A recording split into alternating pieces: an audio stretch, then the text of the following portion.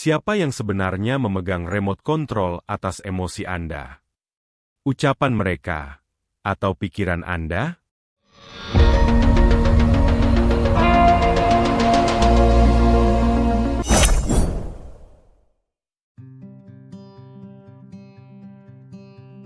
Satu pertanyaan sederhana sering luput dipikirkan secara serius.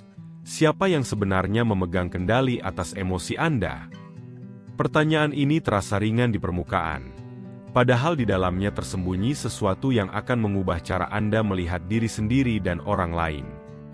Setiap hari, Anda menerima komentar, penilaian, bahkan kritik dari berbagai arah, dan tanpa sadar Anda meresponsnya secara cepat.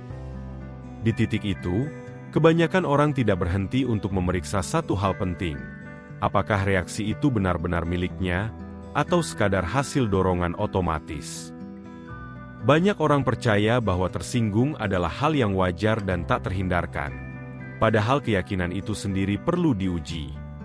Ketika seseorang berbicara tentang Anda, yang terjadi sebenarnya hanya perpindahan kata dari mulut ke telinga, atau dari teks ke mata.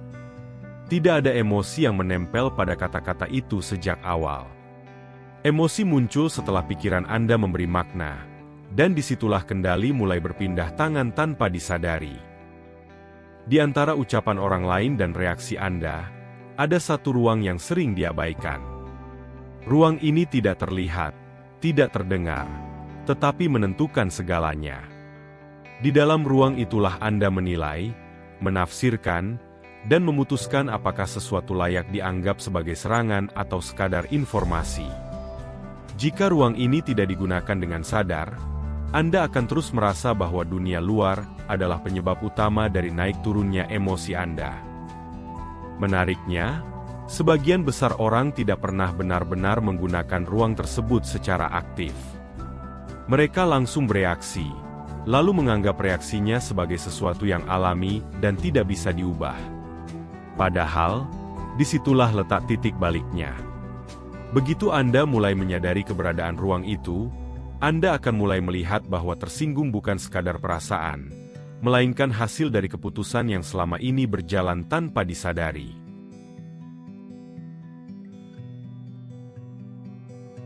Emosi tidak lahir dari kejadian, melainkan dari cara Anda memahami kejadian tersebut.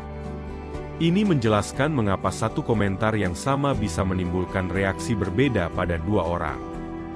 Seseorang bisa tertawa, sementara yang lain merasa terluka. Perbedaannya tidak terletak pada kata-kata yang diucapkan, melainkan pada cara masing-masing individu memaknai kata-kata itu.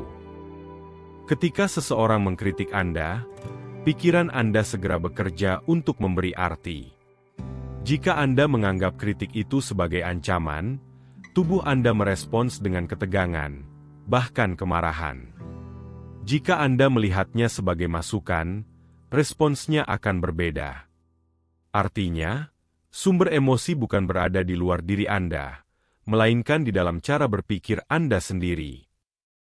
Di titik ini, muncul satu konsekuensi yang tidak selalu nyaman untuk diterima.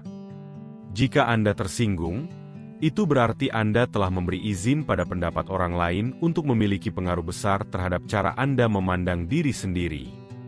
Ini bukan tentang siapa yang berbicara, melainkan tentang seberapa besar otoritas yang Anda berikan kepada mereka.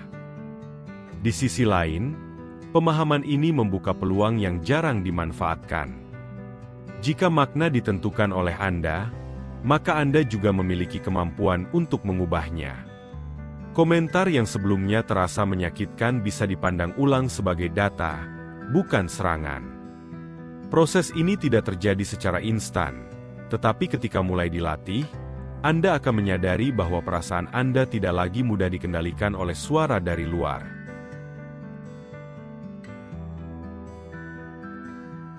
Pendapat orang lain sering dianggap sebagai cerminan diri kita, padahal kenyataannya tidak sesederhana itu. Setiap orang berbicara dari latar belakang yang berbeda, membawa pengalaman, kepentingan, dan cara pandang masing-masing.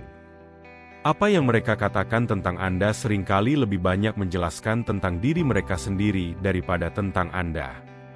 Seseorang yang terbiasa melihat dunia secara sempit akan memberikan penilaian yang sempit.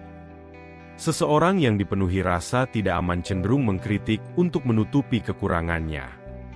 Ketika Anda memahami ini, cara Anda mendengar pendapat orang lain akan berubah. Anda tidak lagi langsung menerima atau menolak, tetapi mulai menganalisis sumbernya. Disinilah kemampuan menyaring menjadi sangat penting. Tidak semua pendapat memiliki nilai yang sama.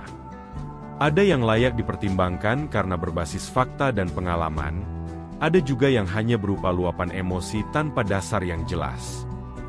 Jika semua pendapat diperlakukan sama, Anda akan kelelahan secara mental karena terus-menerus merespons hal yang sebenarnya tidak perlu. Perubahan besar terjadi ketika Anda mulai bertanya sebelum bereaksi. Siapa yang berbicara? Apa dasar ucapannya? Apakah ini relevan dengan kondisi saya? Pertanyaan-pertanyaan ini menciptakan jarak antara stimulus dan respons. Di dalam jarak itulah, Anda kembali mengambil kendali yang selama ini sering terlepas.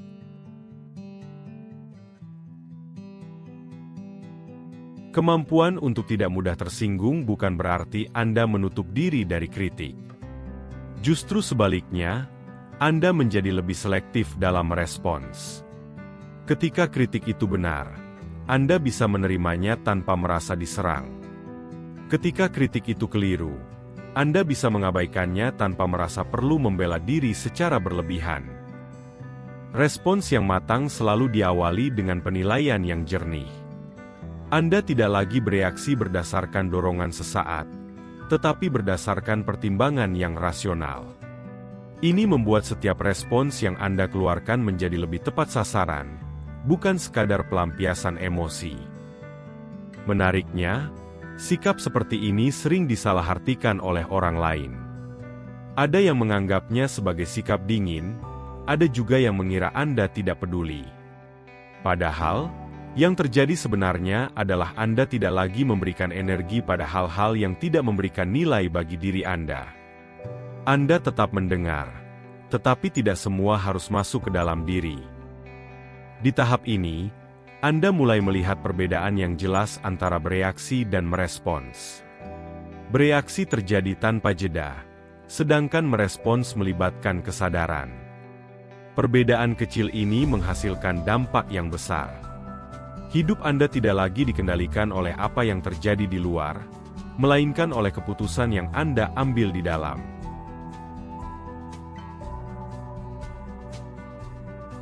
Pada akhirnya, semua ini bermuara pada satu hal. Siapa yang berhak menentukan kondisi batin Anda? Dunia tidak akan berhenti berbicara, orang tidak akan berhenti menilai, dan situasi tidak selalu berjalan sesuai harapan. Jika ketenangan Anda bergantung pada semua itu, maka Anda akan terus berada dalam kondisi yang tidak stabil. Kedaulatan atas diri sendiri berarti Anda tetap memiliki pijakan yang jelas, terlepas dari apa yang dikatakan orang lain. Anda tahu siapa diri Anda berdasarkan fakta, bukan berdasarkan opini yang berubah-ubah. Ini bukan tentang merasa selalu benar, tetapi tentang memiliki standar yang tidak mudah digoyahkan. Menariknya, ketika Anda benar-benar berada di posisi ini, cara orang lain memandang Anda juga akan berubah. Bukan karena Anda berusaha mengubah mereka, tetapi karena Anda tidak lagi bereaksi seperti sebelumnya. Anda menjadi lebih tenang, lebih terarah, dan tidak mudah terpancing oleh hal-hal yang dulu terasa mengganggu. Dan di titik inilah makna sebenarnya mulai terasa. Orang akan selalu punya pendapat tentang diri Anda. Itu tidak akan berubah. Yang berubah adalah cara Anda memutuskan untuk meresponsnya. Disitulah letak kendali yang sesungguhnya. Dan disitulah Anda menentukan apakah sebuah ucapan menjadi beban, atau hanya lewat begitu saja tanpa meninggalkan bekas.